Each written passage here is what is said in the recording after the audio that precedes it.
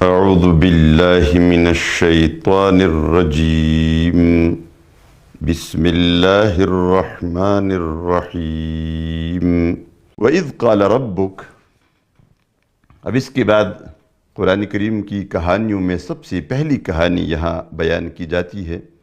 قرآنی کہانیاں اور قرآنی قصے در حقیقت ایمان کی اس طویل سفر کی اور مسلسل سفر کی داستان ہے اور اس کی رویداد ہے۔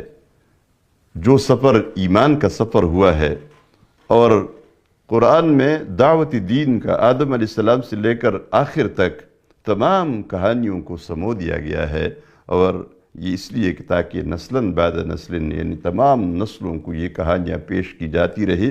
اور اس میں یہ ہوتا ہے کہ یہ کہانیاں ایک طرف تو وہ ان برگزیدہ ہستیوں کی داستان ہوتی ہے جو اللہ کی عبادت کرتی رہی ہے اور جو اللہ کی عبادت میں پوری زندگی کپا چکے ہیں، اور دوسری طرف پھر یہ ہے کہ ان ہستیوں کا اللہ کے ساتھ تعلق کیسا تھا تاکہ یہ ہم اسے سیکھ لیں۔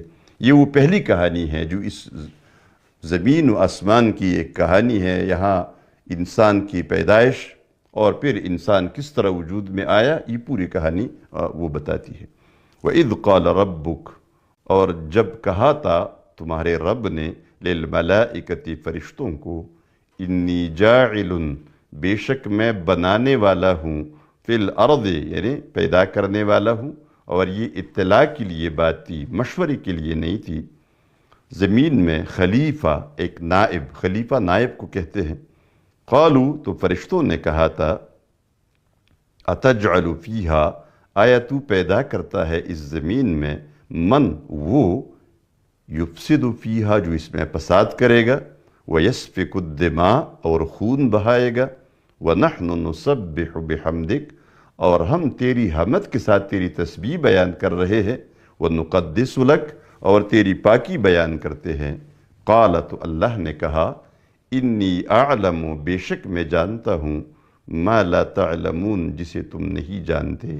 یہ حاکمانہ جواب اسے کہتے ہیں۔ وعلم، اس کے بعد حکیمانہ جواب شروع ہوا۔ وعلم آدم الاسماء کلہا، اور اللہ نے سکھا دیا آدم کو تمام چیزوں کے نام بتائے تمام چیزوں کے۔ ثم عرضہم، پھر پیش کیا ان ناموں کو، علی الملائکہ، فرشتوں کے سامنے۔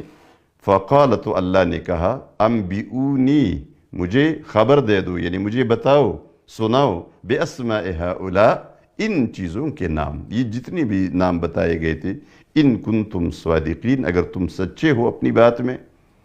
قالو، فرشتوں نے کہا، سبحانک، تو پاک ہے۔